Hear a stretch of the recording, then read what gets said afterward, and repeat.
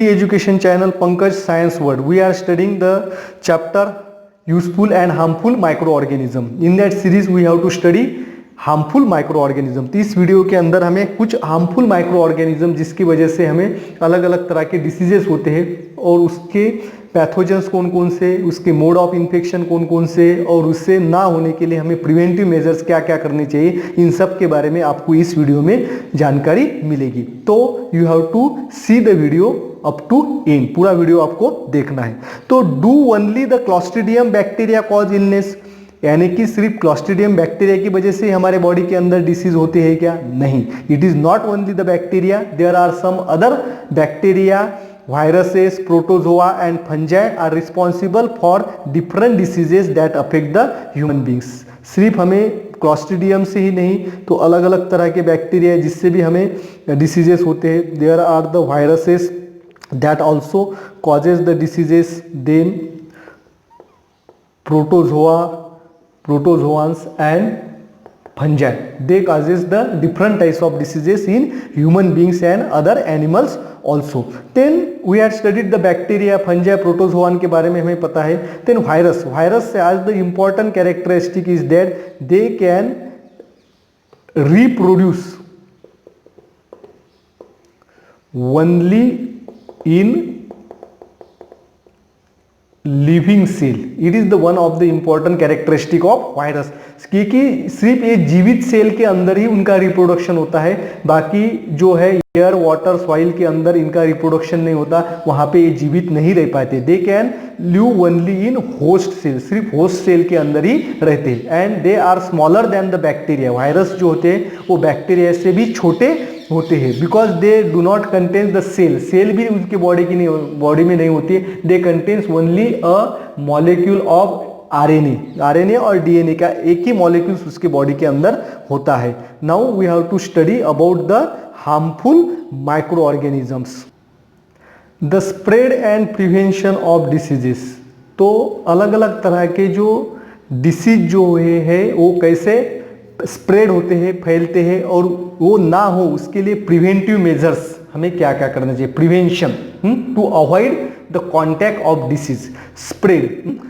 तो पहला जो डिसीज है AIDS, the full form of AIDS is acquired immunodeficiency syndrome. इसे क्या कहते हैं? Acquired immunodeficiency syndrome. ये वायरल डिसीज है, वायरस की वजह से होता है, और जिस वायरस से हमें एड्स होता है उस वायरस का नाम है HIV, that is human immuno virus. तो एड्स जो है, एड्स के जो कुछ सिम्टम्स जो है इसके बारे में मैं आपको बताना चाहता हूँ। That is not include in our syllabus, but हमें इसकी जानकारी होना जरूरी है।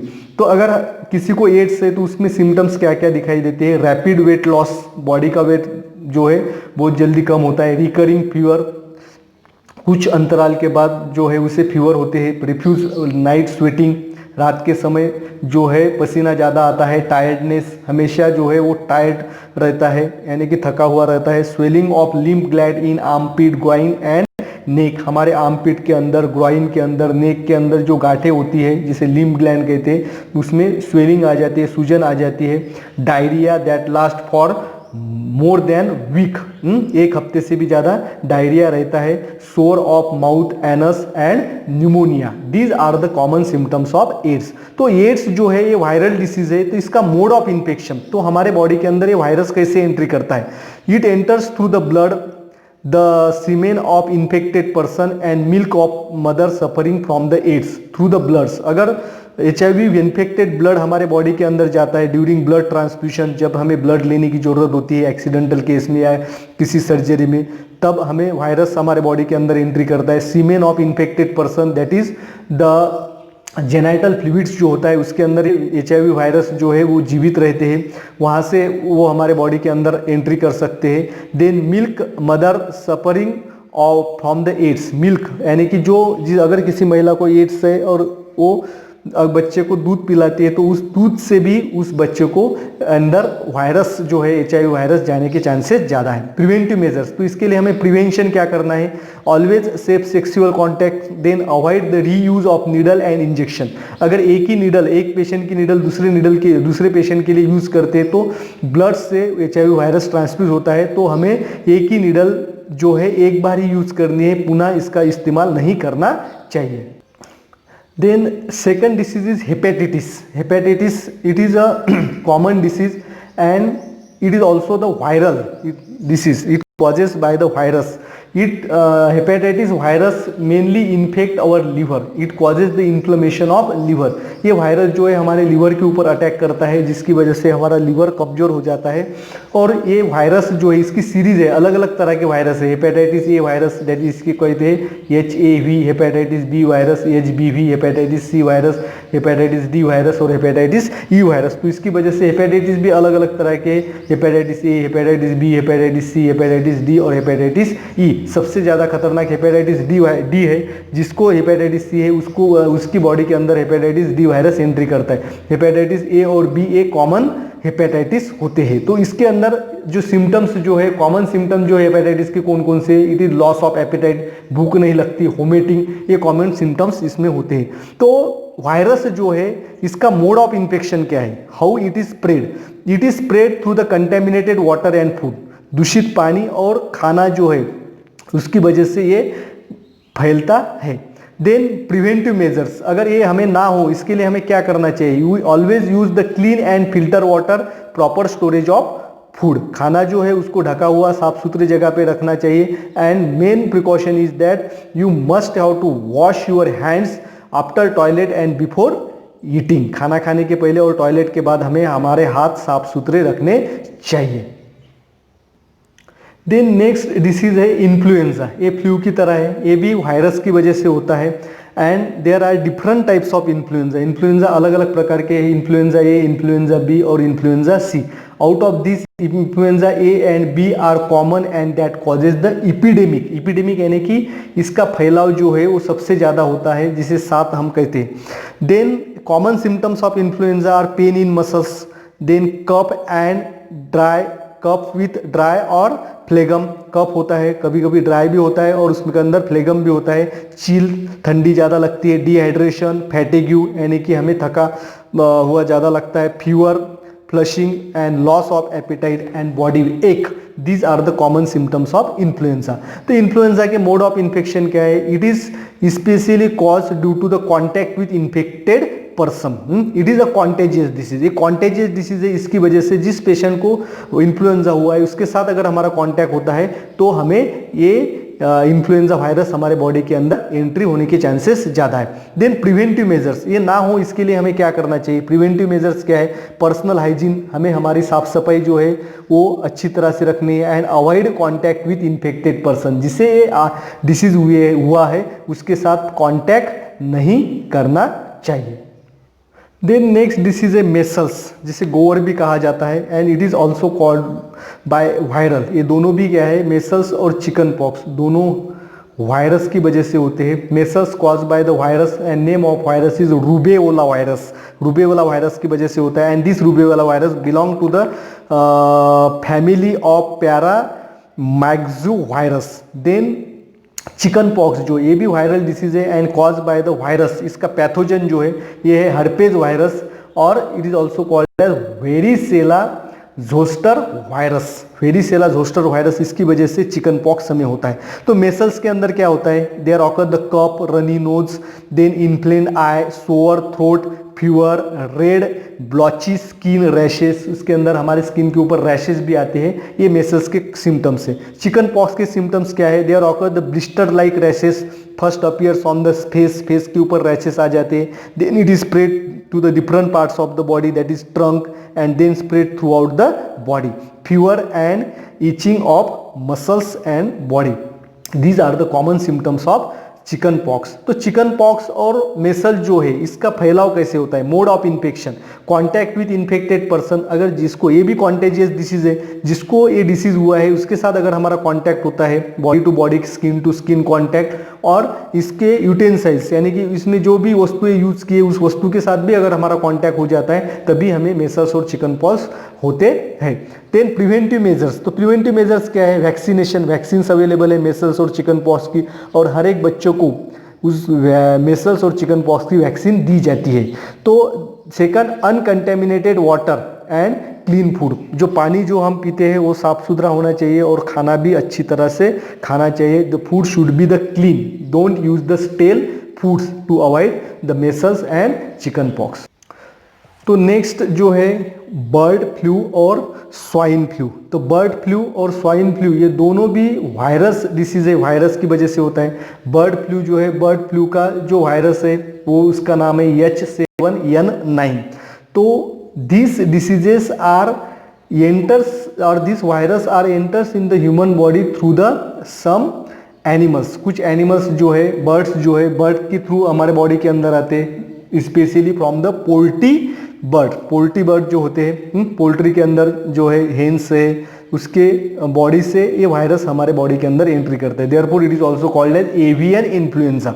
इसे एवियन इन्फ्लुएंजा भी कहा जाता है। तो common symptoms of bird flu के कॉमन सिम्टम्स क्या है? Cough, diarrhoea, fever about 100.4 degree Fahrenheit, headache, muscle ache, runny nose and sore throat are the common symptoms of bird flu. Then swine flu जो है, swine flu होता है H1N1 virus की वजह से। ये दोनों भी जो है किसकी वजह से होते हैं? वायरस की वजह से। H1N1 स्वाइन फ्लू का वायरस है। तो स्वाइन फ्लू के कॉमन सिम्टम जो है वो है fever, cough, sore throat, diarrhoea and vomiting. These are the common symptoms of swine flu. The mode of infection क्या है स्वाइन फ्लू का? It is spread through the contact with infected birds and animals. तो जो birds जो है, bird से bird flu होता है, और स्वाइन फ्लू जो है कुछ एनिमल्स जो है इनके बॉडी के अंदर वायरस ग्रो करता है, और वो वायरस फिर हमारे बॉडी के अंदर आता है, तब हमें ये फ्लू होने के चांसेस ज़्यादा है। और इसका प्रिवेंटिव मेजर्स क्या है? पर्सनल हाइजीन, हमें हमारी साफ सफाई अच्छी तरह से करनी है। Then properly cook meat. जो those people which are non vegetarian लोग हैं, उनके लिए जो मीट खाते हैं, मांस खाते हैं, उसको अच्छी तरह से कुक करना चाहिए। कच्चा मांस जो है उसको अवॉइड करना चाहिए। Then next disease is dengue. Dengue के बारे में हम सब ने सुना है। It causes the fever. इसमें ज़्यादा ताप जो है, फीवर ज़्यादा आता है। तो it is also the virus disease, viral disease. इसका पैथोजन जो है जिसकी वजह से हमें होता है, ये है फ्लेवी वायरस जो है, एंड इट इज़ कैरियर। इसका कैरियर होता है, कैरियर होता है एडिस इजिप्टी। ये फीमेल एडिस इजिप्टी, ये जो है मॉस्किटो है। ये मॉस्किटो अगर हमें काटता है और उसके बॉडी के अंदर अगर ये वायरस है, तो ये वायरस हमारे ब्लड के अंदर आ जाएंगे और हमें डेंगू होता है। फिर ये वायरस हमारे बॉडी के अंदर ग्रो करता है, उसके रिप्रोडक्शन होती है।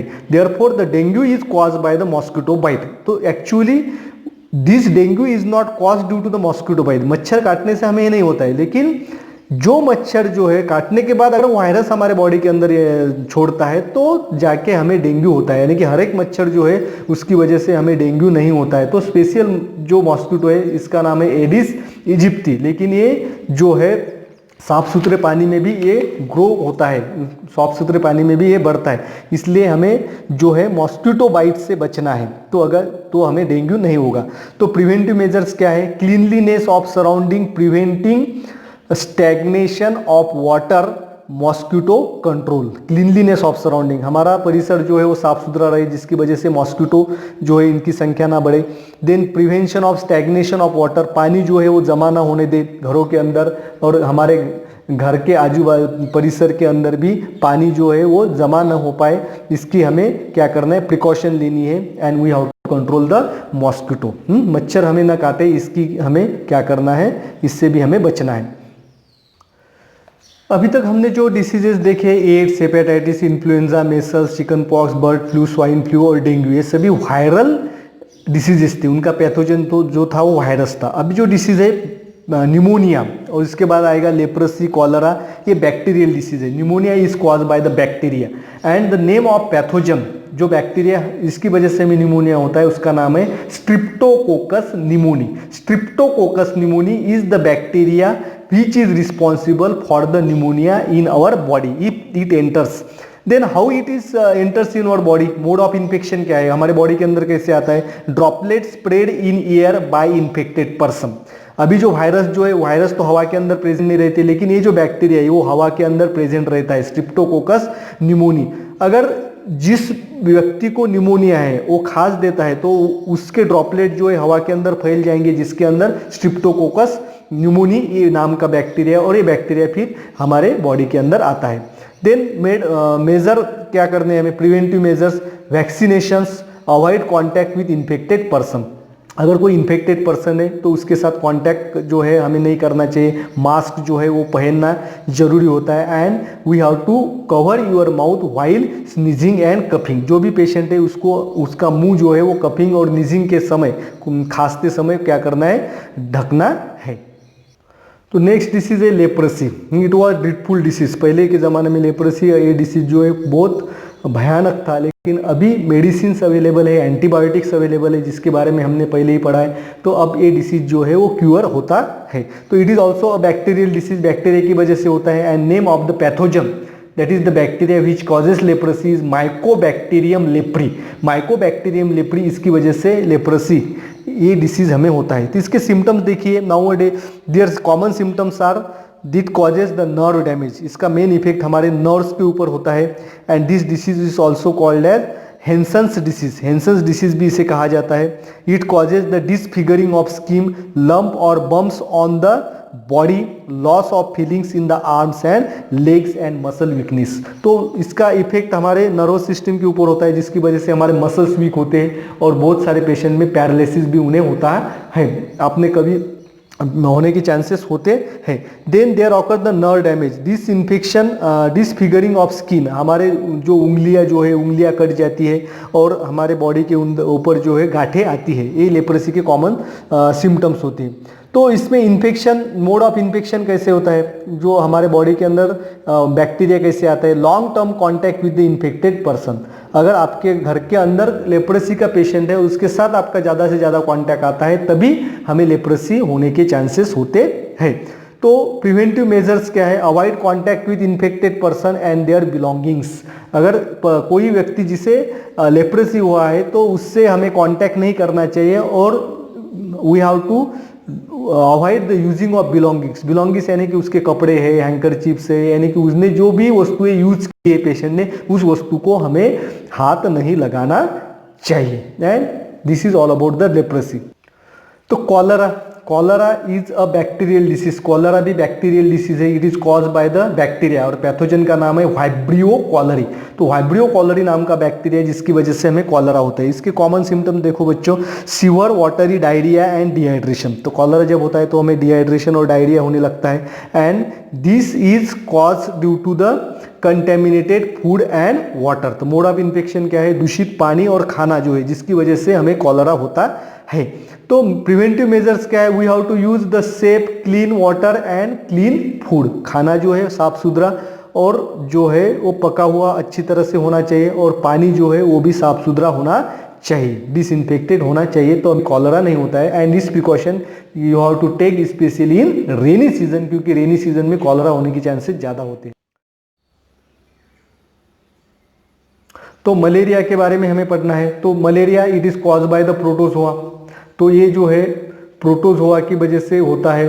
तो इसका जो प्रोटोजोआ है प्लाज्मोडियम, प्लाज्मोडियम के अलग अलग स्पीसीज है, Plasmodium falciparum, Plasmodium malariae, Plasmodium ovale, Plasmodium vivax. तो प्लाज्मोडियम वाइवैक्स की वजह से इंडिया में सबसे ज़्यादा मलेरिया होता है। तो इट इज़ स्प्रेड, इसका कैरियर है, it spread through the female Anopheles mosquito. ये एनोफिलिस मॉस्किटो की जो फीमेल है उसकी काटने की वजह से हमें मलेरिया होता है। इसके कॉमन सिम्टम्स है shivering and chill with high fever, temperature बहुत ज़्यादा होता है, ठंडी बसती है, following by the sweating and then temperature becomes normal, और कुछ समय के बाद और टेम्परेचर बढ़ता है। तो this is the symptoms of malaria. तो मोड ऑफ इन्फेक्शन क्या है, it causes due to the mosquito bite, unclean surrounding.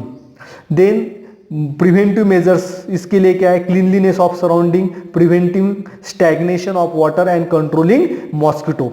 हमारा परिसर साफ सुथरा रहे, पानी जमा ना होने पाए, और मॉस्किटो जो है हमें काटने ना पाए, इसकी प्रिकॉशंस हमें लेनी है। Then these are the some common infections of the body caused by the fungi, dandruff, ringworm and scabs। dandruff आपने देखा होगा, हमारे बालों के अंदर जो खुजली सी होती है और वहाँ पे सिर्फ सफ़ेद सफ़ेद सा पदार्थ जो है वो बाहर निकलता है, that is called as dandruff. It is caused by the fungi, नाम है मेलेसीजिया ग्लोबोसा। मेलेसीजिया ग्लोबोसा नाम की जो फंजाई, इसकी वजह से डैंड्रफ होता है। देन रिंगवर्म, तो ये रिंगवर्म फंजाई का ही नाम है, रिंगवर्म उसके नाम से ही इस डिसीज को जाना जाता है। It is also called as tinea. तो रिंगवर्म जो है वहाँ पे जो है हमारे धब्बे आते हैं, जैसे हमारे नेक के ऊपर है, जहाँ पे पसीना ज़्यादा आता है वहाँ पे, और वहाँ खुजली होती है। देन स्कैबिज तो इसे खुजली का ही टाइप है। It is cause by the might की वजह से होता है, and it causes the itching of skin, and it is commonly cause by the fungi, नाम है माइट का, दैट इज सार्कोप्टिस स्कैबीई, सार्कोप्टिस स्कैबी। तो ये ना हो इसके लिए मोड ऑफ इन्फेक्शन क्या है, कॉन्टैक्ट विद इन्फेक्टेड पर्सन और his her belongings like a cloth. ये कॉन्टेजियस डिसीज है, जिसको ये सब डिसीजेस है उसके साथ हमारा skin to skin, body to body contact है, या उसके वस्तुएं अगर हम यूज करते हैं तो हमें डैंड्रफ, रिंगवर्म और स्कैबीज होने के चांसेस ज़्यादा होते हैं। प्रिवेंटिव मेजर्स क्या है, पर्सनल हाइजीन, हमारी पर्सनली जो हाइजीन जो है, हाइजीनिक साफ सफाई अच्छी रखनी चाहिए, avoiding contact with infected person, और जिसके डिसीज है उससे कॉन्टैक्ट थोड़ी दूरी हमें बना के रखनी है। You have studied all the different types of disease that are caused by the virus, bacteria, protozoa and fungi. तो all these diseases, to prevent all these diseases, personal hygiene, clean water, safe food are most important. Thanks for watching complete video. Don't forget to subscribe my channel.